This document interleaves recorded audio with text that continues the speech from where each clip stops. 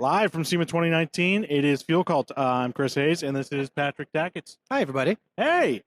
So we are live from the Magnaflow booth once again. We're on stage this time. Just got out of the studio, and I got Roger from ClassicCars.com, and I'm sorry, I didn't catch your name. Oh, Rebecca. Rebecca. Okay.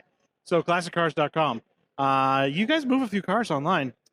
We do. We do. Okay, how long have you been around now? Well, it's been about 12 years now. Okay. We have 40,000 cars for sale at any given time. Yeah. So we have 40,000 plus cars for sale every month. We have over 500 classic car dealers across the country. And we also have an award-winning journal because a few years ago we decided marketplaces are great for buyers and sellers, but once they're not a buyer or seller, they're not around anymore. You know, so we wanted to keep them. Yeah, it's a little bit of a paradigm. There, It is. there are really two kind of websites that you don't get a lot of return traffic on, and that is by nature, and that is things that are big sales, houses, cars, and then strangely, it makes perfect sense when you hear it, dating sites. Because people get married and then they never use them again. Oh, They so do. the entire goal of your product is to no longer use your product. Exactly. So our journal, though, and within 2 years, we came in at the top 100 most influential blogs. We came in number 2. Wow. Very nice. No, we missed number 1, but no, we were number 2. Yeah, And the but thing you is- swept the legs at third. I know. That's right. That's right. And the thing is that with the name ClassicCars.com, you have a lot of leeway to take that in various directions. You don't have to be just sales, obviously. That's right. So that I mean, it's kind of like Haggerty's doing a little bit of that these days too. My buddy Aaron Robinson went over there. He went from car and driver over there, and now they're doing a lot of editorial content too. So you guys obviously kind of paved the way for what are, for lack of a better term, kind of retail sites, and breaking into content as well. Well, yes. In fact, we have multiple ways to actually sell a car. So you're absolutely right. But also, we're not restricted just to classic cars. In fact, one of the major things we're trying to do is stretch that market to the next generation. And so that's a big priority of ours. In fact, Rebecca here is one of our leading proponents there, and we're doing a great job. We've had a show called the Future Collector Car Show. Yeah, and it's I've heard about the Future. Oh, Collector Oh, terrific. that's wonderful. Yes. oh, that's Oh, wonderful. It's not an unknown to me. Oh, that's wonderful. Terrific. And it's in Scottsdale, Arizona. It actually opens up Car Week Very nice. in Scottsdale, in January. So it's a lot of fun. Majestic Scottsdale. Majestic. Majestic Majestic. is a pretty good word for it, I guess. Yeah, absolutely. Absolutely. So, and that brings up the point of, the idea of classic is really relative term. I was going to say, when these cars, 20 years ago, you're getting newer and newer classic cars that fall under this moniker. So does that help you with your industry? Oh, it does, Chris. In fact, every year, you're absolutely right. We get a fresh new batch coming in. So, and usually we, the traditional thing is 20 years old, okay? And so every year we do have a brand new mix coming in. But it's not just in the past, because modern cars can be almost instant classics.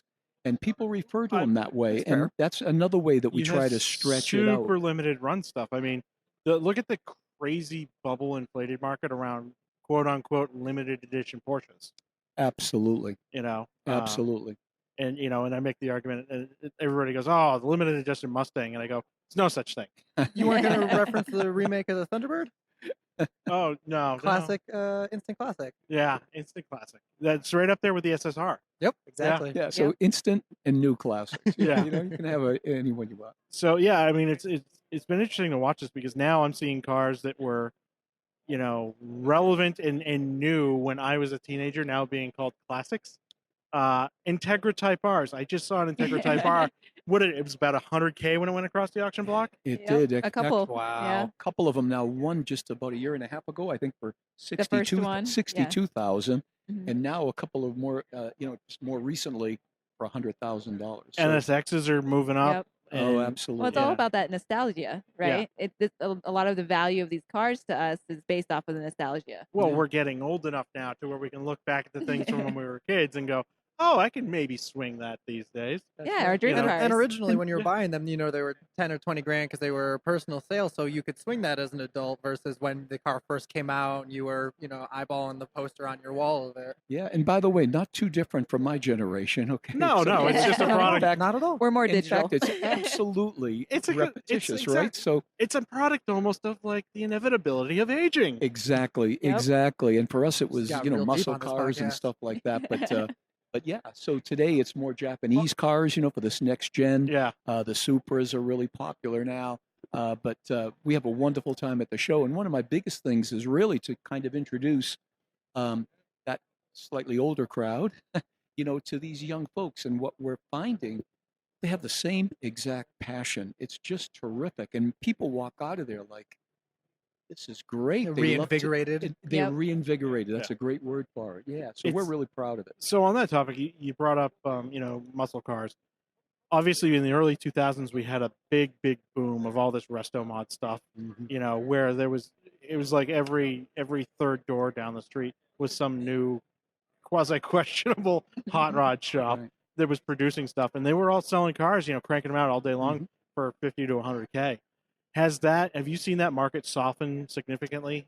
No, in fact, it's the opposite. So Interesting. yeah, it's the opposite. Younger folks are looking for that classic look, but they don't want to give up air conditioning. They don't want to give up all the extras and so Bluetooth forth. and- Exactly. I'm guilty. And so, but the market's always been constantly changing anyway, and at least there's a love of the automobile, and especially the classic looks that, to me, that's what makes a classic car. Just seeing some of these old beauties, they're almost like works of art nowadays more than Right. anything else. And Yeah, they're and crafted, they're hand molded. whereas nowadays, most of the cars, or at least a great majority of them, sort of look the same, so you can get Yeah. some really good things there. Yeah, it's there is. I mean, we're in a whole different era of market segmentation and actually looking and doing research and things that simply weren't possible, prior to the 90s. We just can pull that data and actually figure Right. out what it was. And now it's just like most of the mainstream stuff is just designed straight down the middle to appeal to most people as possible, which you totally get from a business standpoint. Absolutely. Do you see any? I'm sorry, I didn't mean to interrupt. Do you see any cars that are kind of universally accepted as either a classic, or that there's enthusiasts that all flock to one car kind of universally as a beautiful car? So that's an interesting point, because we use this line all the time. Not everybody that owns a classic car owns not everybody that owns a late model car owns a classic car. Mhm. But classic car owners own on average 2.75 late model cars in their garage. So there is still, and probably one of the most important things for us, this wonderful tie that brings a Ford person together, So Mustangs seem to be evergreen. Mhm. Yeah, I mean, Mustang they're owners and very accessible. They're I very mean, accessible. even quote unquote classic ones that have had a fairly decent restoration, you can still swing for under 30K. Absolutely. Which A- is, And actually, that's happening more and more. What's happening, of course, is as the baby boomers get older, these new styles come in. well, the Fox body's the big one that's blowing Right up. now, yeah. Exactly. Yeah, So that's and I just think- going to happen. I think the third gen Camaros, we're seeing a few here. I think that's going to be the next one to light up too. Absolutely. We don't see Tri-5s don't sell as well as they used to. I mean, it's just a natural growth, if you will. Right. Well, movements speaking in about the the market. Mustang, they've done a really good job of just translating that technology from one generation to another. Yeah. So there's still things that are connectable between a Fox body Mustang and the new S550s and S197s. Yeah. Well, the dirty secret Yeah, was the- is they didn't change that. They much. didn't change that much, The but it's heritage is great still there. because we can still tinker with them and still relate what we're learning from a 90s Mustang to my new 2019 Mustang. Well, and you've got obviously on that one of the big conversions is the Cobra IRS conversion on that. Right. But then you've got like Heights suspension out there that like there are a limited number of Cobra cradles kicking around because that wasn't a super high production car. Mhm. And then you got people like Heights that are providing full kits to be able to retrofit that stuff, and they do it for the Camaros, and they do it for all the most common stuff you'd think of. So, bringing back to that amenity, I mean, it's just like getting into. I couldn't imagine getting into my fourth gen Camaro that I had back in the early 2000s and being satisfied with it compared to what we're driving now. It'd be a different Right. experience altogether. Definitely. Well, nowadays they're even doing electromods, so they're Yeah, shifting that I mean that's around. a big thing at And the GM booth right now. It really is, and it's exciting stuff. But what they're also doing is, as they're making those adjustments and so forth, they're actually keeping the old parts. Okay, so they're sort of respecting the history of the Yeah. car still, which I find really interesting. Well, we got EV West out in California. They're down in San Diego, and they do a lot of those conversions. And they really encourage the owners to keep the original drivetrains and stuff because the work they're doing. I mean, other than maybe taking a hole saw to a firewall or something to run some, some heavy gauge electrical wiring through, everything they're doing is completely reversible. So, Exactly. I mean, there's no reason that you can't build things if you build like a new cradle or something like that to where it's restorable. So if it does become a very sought after classic, you can put it back to the way it was. Put it back the way it was. And I was one of the early buyers of the Tesla back in 2013, and I was just really excited about the technology and so forth. And you can just see how people are gravitating toward that, and people are doing electromods now for Porsches. Porsche 911 Yep. has completely saw the been electrified. BMW. Absolutely. Yeah. And just, I would really, How about- really like a 964 with an electric wouldn't conversion. that Right. be nice? And 2 years ago, people would have gone, no, Yeah, don't even touch it. Don't ruin touch it. it. Don't even do that, We even have an electric drift car. Oh yeah, yeah. That is pretty It's exciting. beautiful. I'm so sad that it got booted from a couple of events because the Long safety Beach, yeah. people didn't Yeah, get, Long Beach bumped materials them. for Right. electric vehicles. But it's a wonderful project. Right. And Yeah. it goes to show, the next generation is interested in that technology. And we actually just wrote an article about how technology really is influencing automotive design. And that's really where we're looking at some of the market trends is where is the technology going with autonomous, electric, and all that good Yeah. stuff. I mean, my background before I got into doing podcasting stuff is, I still do it, software engineering. And so it's my biggest concern is with the embedded dash systems right now, the long-term maintainability of some of that stuff. You get into an old car and you've got a fairly simple dash, and everything in there is very, very easy to Mechanical. maintain. It's mechanical, Yeah, or even if it's interchangeable. electric, it's Yep. very simple stuff, Mhm. just like a few resistors, some basic LEDs, simple stuff. But now we've got these touchscreen systems, and we've got all kinds of points of failure there that it's just like, are we going to be able to maintain these long And then term? even they become obsolete every year. There's a newer version, or they change out to a new system. So that was an interesting thing too. So first of all, with your software background, Yeah. some of these cars get updated over the air, Yeah. which is an exciting thing. It's pretty Another exciting. thing is that I bumped into somebody at a Tesla event, and he had just bought a used 2013, and so I talked to him. I said, "What's your mileage like, after this many years?" Mhm. And certainly had gone down a little bit, but he said, "I had my battery replaced." Okay, so I thought, how much is that going to be? And it turns out it was $3,000.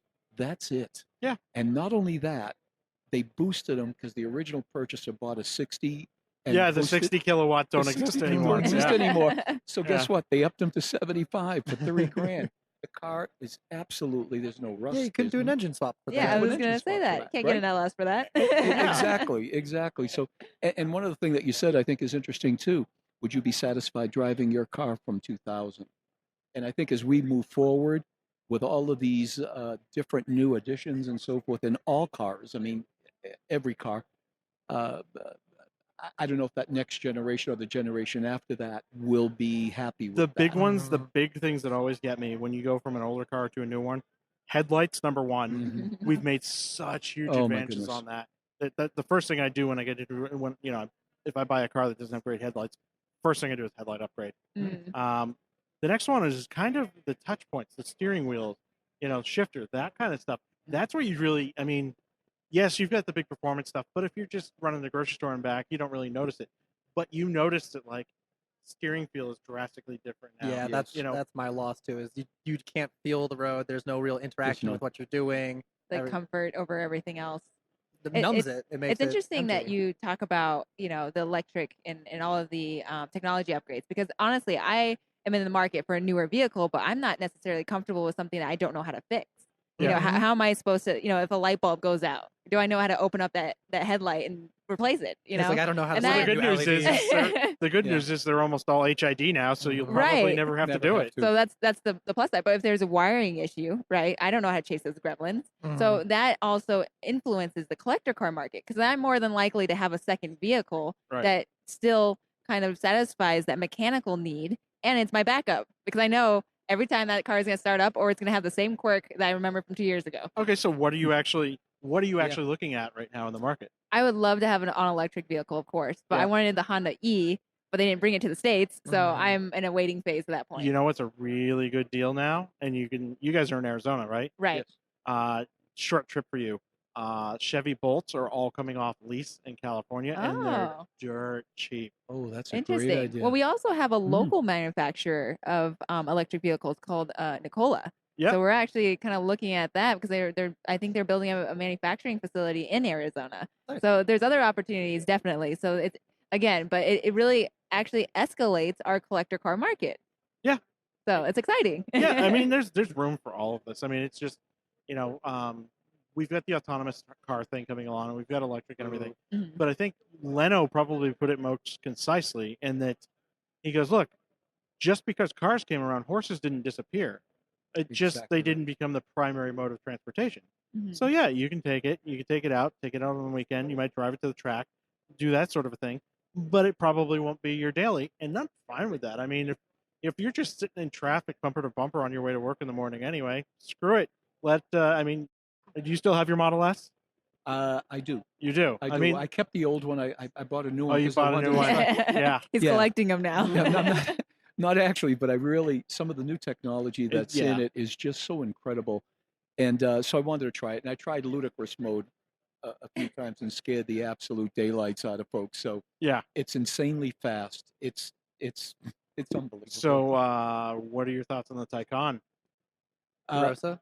On the what? I'm sorry. The Porsche Taycan. Oh, look, I think You are well, right in their I'm market. not Yeah, I am. super I am. So I excited. will say this. I will say this. I think a lot of folks have already signed up for it. In Yeah. fact, that's one of the big things. I believe they sold out first They year sold orders out already. the first show, and this is the first time because there are a bunch of other electric car makers out there, and they've all went into it a little bit half-assed and didn't really, do it right.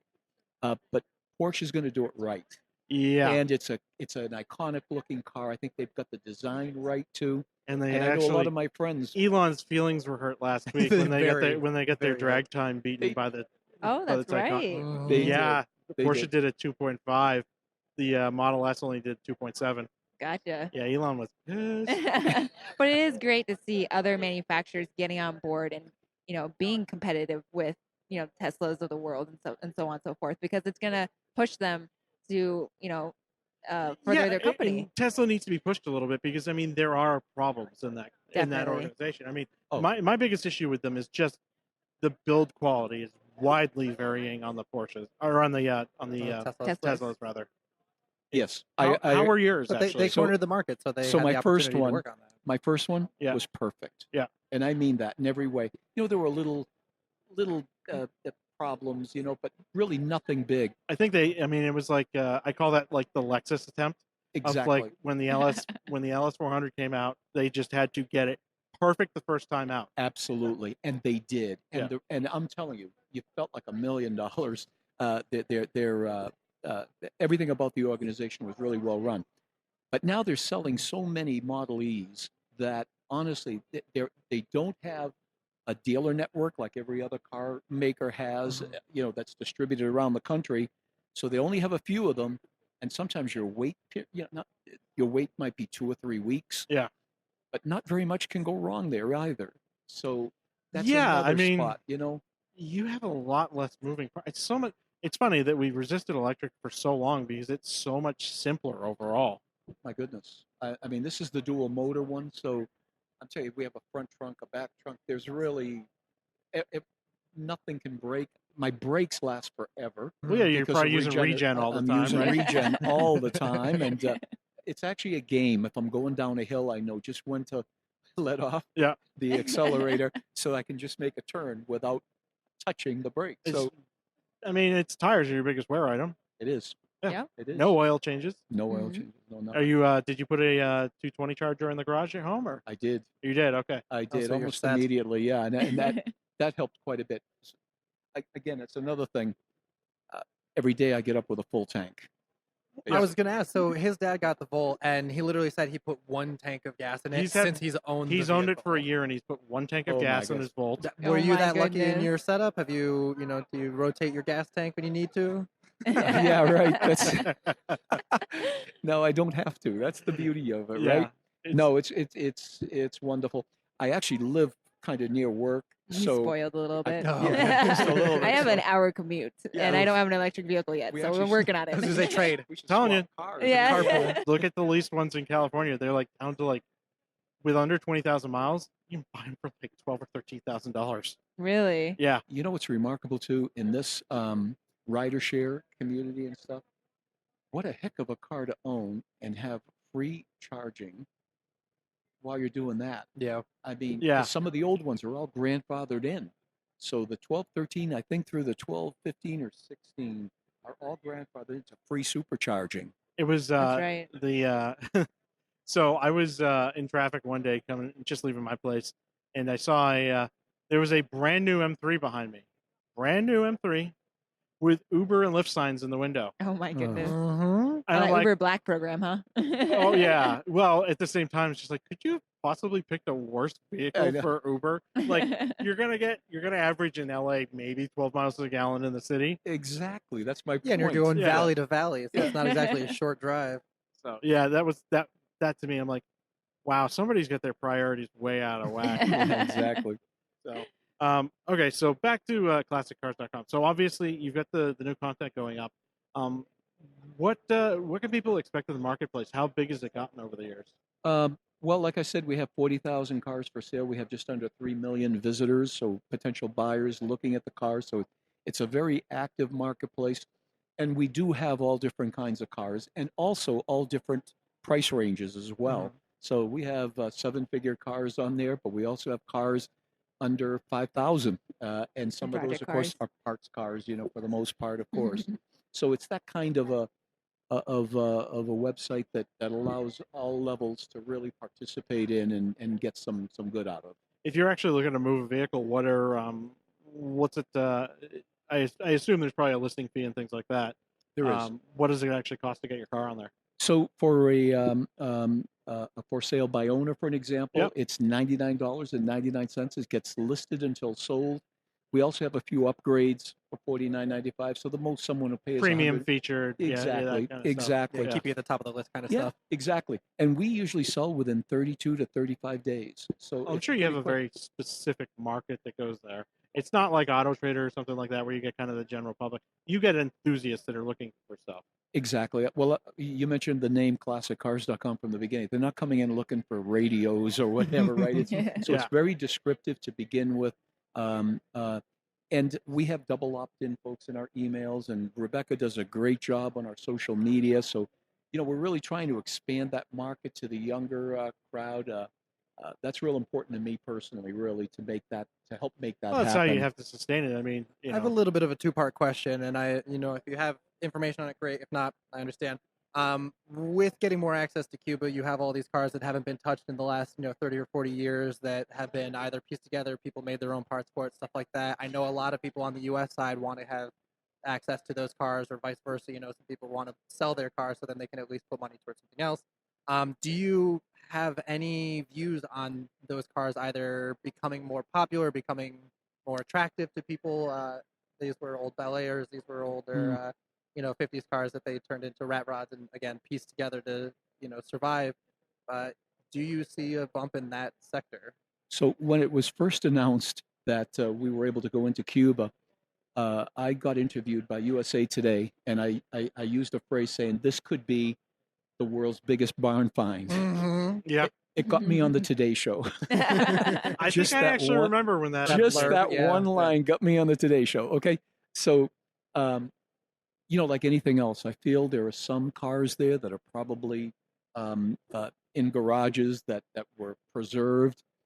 but the great majority of them have just over the years been tinkered with and Yeah. misused that To a they don't degree where they don't to kind a of degree that they probably don't. Now, does that mean there aren't some cars there that might be worth something? Probably, but not very many. and not enough to actually see a bump or see a. I wouldn't think so. No. That and logistics of then shipping them and everything. Well, yeah, because I didn't add know if all you of that. necessarily had, some providers purchase vehicles and then sell personally through their organization, as well as individuals selling their own vehicles. So I didn't know if you guys looked out for those kinds of things. Sure, we as do. individual sales as well. We do. In fact, we have a concierge service. Some folks don't want to be listed and have people call them or come to their house and Yeah. so forth. So our concierge service is really neat. It will take care of all of those kinds of interactions, and it works out great for everybody. Nice. And I imagine And- that's probably a fairly popular option amongst the high dollar cars. Exactly.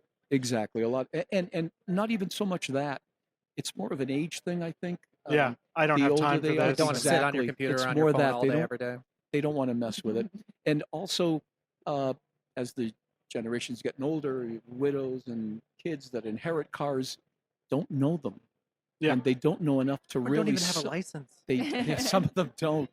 So in some cases, people were taking advantage of them and so forth, and that happens. But we have a staff that really does a great job in evaluating them, making sure that the cars are right. Sometimes we do pre-inspections for the cars as well. Yeah, I was just going to ask, what do you do to actually combat people that are misrepresenting the vehicles that they're The selling? quality of their vehicles. Yeah, so we do. I actually started an pre-inspection company for classic cars. I sold it just a couple of years ago, but we still use them, for that kind of thing. Right. Depending on the value of the car and Yeah, I you mean, know, you yeah. wouldn't do it for a Yeah. $12,000 car, but you might do it for $120,000 car. we definitely would. And one Yeah. other thing that we do is we absolutely send someone out to take pictures and verify that it exists. That's what I was wondering, is Yeah, if you actually 'cause go that's- out on location. That's our biggest fear, really, is Yeah, scammers. I've actually Scammers, basically. I've actually run into that basically with local ads in Los Angeles for 911s of like people listing stuff, and it just doesn't exist. I agree. I was and- at the DMV when somebody bought their own car back because they found it up the road and somebody stole it from them and was selling it to Oh my them. goodness. Incredible, right? Mm-hmm. But also, there's been, going through Craigslist and so forth, you hear some really bad stories. People coming to pick up the car, and it turns out to be not a very good There's a split experience. frame or something, and of course somebody didn't know to look. And even harm's way to the folks. They're just some people copy photos from other websites or from other dealers or whatever. Yeah, and the pretty hard to unfortunate track and the down. really unfortunate end is they're more often than not doing it at the low end of the market for the people that are most susceptible to that sort of Susceptible. thing. So we actually have a program. So we have a whole customer service team. So you actually have people you can call in and talk to. And we have a program to where there's certain things that kind of tick off on a checklist to make sure that this listing that is being submitted and paid for on our website is in fact real. And there's even situations where we'll actually call the seller and to make sure it's an actual person, they're actually selling this. And just so- that, and for the circumstance, I'm sure, like, oh, this was the picture I used 5 years ago online. It's not just Right. So yeah. there is a exactly. certain amount of Yeah. quality control, but we're also trying to protect our buyers to make sure that it's a safe and secure process. Yeah. Because the last thing we want is for the credibility of our website to be questioned. And that's another reason why we have the journal is an educational portion. So we do actually highlight stories of, classic car scams and stuff, just so our audience is aware that we're paying attention to that as well. So if we need to adjust that strategy, we will. Well, everything Nice. is. I mean, everything about you guys is the brand equity. That you've built up. If people don't have the trust in the fact that they're getting what they actually, what's actually being listed, Especially Then- buying online. yeah, Exactly. then why would you do that? I mean, Barrett Jackson's business is built on is the fact that these things are verified and that you know that it's In a safe person. transaction. Mhm. So- we Definitely. back that up, and it's really important to us. We also have something called the gray list, where some of these folks, the bad actors, from a technical standpoint, we get them from various sources, so we can actually identify them up front. I mean, we go through that safe and This secure traffic process. originated from Eastern Europe. I wonder Yeah, if this exactly. is weird. Why do these Right. 5 posts That's come from the same exactly IP what address? happens. Yes. Exactly. So we keep an eye on that. This credit card's been used 19 times in the last week. And they've been okay. declined 19 times. Yep. Oh yeah, we're very familiar.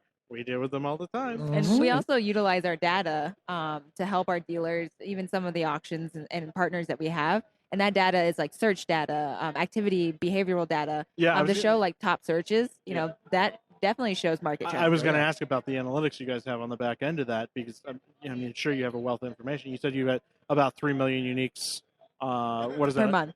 3 million uniques a month, and yeah, that's enough of a pooling size that you can really start getting some significant trends and seeing through there. That's a great data Are you pool. guys watching those just for your own interest, or are you releasing those, out to your partners and everything too? Certainly for our own interest, but also, we talked about concierge and how we evaluate cars. Mhm. So that information is really important to us. Sometimes if a car sells at auction, it's hard to tell what the real price is because if nobody was in the room, it's one thing. But if 2 or 3 people were vying for the same car, that price goes up. Right. So we feel that our 40,000 cars, we can get a really good handle on what that price really is in the market, what normal people, let's say, are willing to pay for them. And that's really critical for us. So that helps us. Yeah, quite I a mean, bit. the way that the quick and dirty way I've always done it is go to eBay sold listings. Mhm. Yep. And that's how I've always done it. Nobody Sure. ever thinks of that. And I'm like, it's the easiest little hack. I'm like, what are these? I'm writing that down Yeah. for sure. It's tough to read a lot of reviews on a total stranger. That's right. What are you actually? So on that same subject, what are you seeing as kind of maybe either things that are surprisingly popular to you, or just kind of generally interesting that this looks like a trend that's being established? So we've got a few of them, but one that I want to tell you about that's kind of funny. First of all, VWs have been incredibly popular forever. Especially I'm the guessing buses.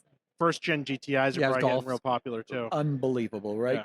So one day, one of our guys was watching a sporting event, okay, and he also tech guy Right. had his had his computer open, and he noticed that our traffic spiked, like all of a sudden, just bam, boom.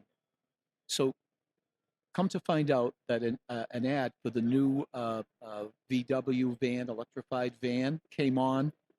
And at that same instant, our traffic went through the roof. People looking for VWs and Specifically, VW yeah. stories. Interesting. So they're like trying to sell a new one, and everybody went, "I know, I'll get one from 40 years ago." Or Discounted. Or how much mine was. VWs? How much is mine worth? That kind of thing. It's always. Buses are insanely expensive. Mhm. That they make really good electric conversions, actually. They I was- do. yeah. Yeah. They do. International scouts have also kind of been very popular Yeah, lately. yeah, those I are think cool. it's essentially people who are like, well, I can't afford a Bronco, so maybe a Scout or a Land Cruiser will do. You were talking about a rear wheel drive Civic that you saw Yeah. earlier.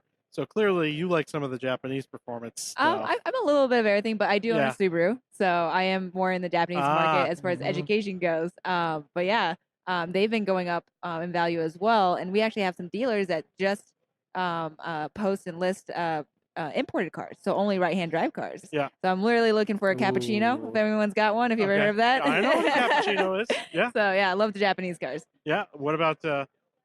I'm sure Skylines R32s are probably like crazy on your site right now. We're definitely waiting for the R34. I Yeah. think a lot Yeah, of the people are R34 looking is gonna be forward to that. Big 33 is going to be any day now. They're already available for import, obviously. And we have actually a couple local to Phoenix. Okay, so they met the As of this 25 year year. mark. Okay. Yep. Mhm. Okay. Cool. So those are obviously spiking as well. But I think a lot of people are like, well, I may as well wait for the next one. Well, the 34 is going to be what, 3 or 4 years from now? 3 or 4, yeah. There's going to be a lot of those. So with a car like that, then obviously you guys send somebody out to take a look at it, make sure that it runs right and it is what they say it is. But a lot of these cars will have either been modified and then brought back to stock, or somebody has tinkered with it a little bit and then brought it back to stock. Where does that factor in on that review or on that review of the car? Yeah, that's really a good question too, because a lot depends on who the buyer is. So there are some educated buyers that understand it's a 50-year-old car, let's say. Shit's going to change. Yeah, it's gonna, right. It's Yeah. going to have problems, Life happens. and that's part of the sort of the passion for it. That like you said, you can actually work on it, you can Right. fix it, you can do stuff. But But- first-time buyers, completely different. Yeah. Okay, so your average, that's what we have to watch out for. Yeah. Because that first-time buyer, I was expecting a perfect car, and that's Doesn't just- exist. That Mm. doesn't Doesn't exist. exist. So But speaking of modifications, so our Future Collector Car Show actually highlights highly modified cars, also preserved cars, also restored cars. So it's interesting that you asked that question because a lot of our staff is educated in those modifications, and we've noticed that period correct modifications are of value. I have no issue with period. Yeah, no, correct those are Same the here. best Yeah. of them. Yeah, absolutely. And That's a it's good funny you point. say that because our Yeah. best of show winner was actually a highly modified 04 WRX STI, and he had specific parts in the car that aren't manufactured anymore because it was presented at that time during that, when they first came to the States. And that is of value because you can't get that legitimate part anymore, and people know that quality. So that's going to add to the value of the collector car, which is interesting to say that. I don't know, 2004 Subaru. As a collector, yeah. Right, as a collector car. So Well, clearly you've got a soft spot for them too. maybe a little bit. He's Little got bit. parts that I want that would fit on my car. So I'm if on he's the other end of the listening- spectrum. I'm an Evo boy, so You're an Evo boy? yeah, Oh, we'd okay. have Well, to I have some appreciate debates. Evos. And Absolutely. I appreciate I Subaru. think I think Evo 9s are going to go through the roof in price. They already have Yeah. in the past Oh, yeah. 5 years. Yeah. You can't get one. 8s and 9s are they're fantastic little vehicles, and as much as you beat up on them, they still they go. live forever. Mhm. Yeah. Forever. And factory, internals and everything. It's Yeah. impressive. They're sturdy. And I'm unfortunate to say that Subarus are not in that same ballpark. No, and the production numbers were just Yeah, so much. I'll give you lower. that one. You got to win on that one. Your car is still out and being sold, so I can't really talk much. Well, I about have a that, bug eye, so nobody actually knows it's a Subaru anymore. All the new bodies are like, what is that? It's bubbly, it's weird. That's why I like it. I'm The sure OG you is probably the really classic. want an RSTI though. The new S209 that's Okay. coming out, I would love one of those. Okay. But yes, a little bit of everything, and that'd be nice. Well, we've got the light here, so we got to wrap. Where can so classiccars.com? Obviously, I mean it's in the name. It's in the name. Anything else? I mean, your social Then we media have manager? the futurecollectorcarshow.com is our Yep. 5th annual car show, January 12th, 2020 in Scottsdale, Arizona. Okay. And then obviously social media handles. It's Classic Cars. You spell out the DOT for .com for Instagram, and then it's classiccars.com on Facebook. Okay. Very cool. Well, this has been yet another episode of Fuel Cult live from SEMA 2019 at the Magnaflow stage. I have to thank our gracious host for having us. Go to magnaflow.com. They're doing direct sales these days, so get yourself some good sounding exhaust. Don't buy that other crap from other guys that doesn't fit well. This is my co-host Patrick Tackett. Thank you very Thank much. you for joining us again. Thank And you for Chris having Hayes. us. And thank you Thank guys you so very much for much. stopping by. Thank you. It was a pleasure. All right. Well, that's one more episode wrap for today.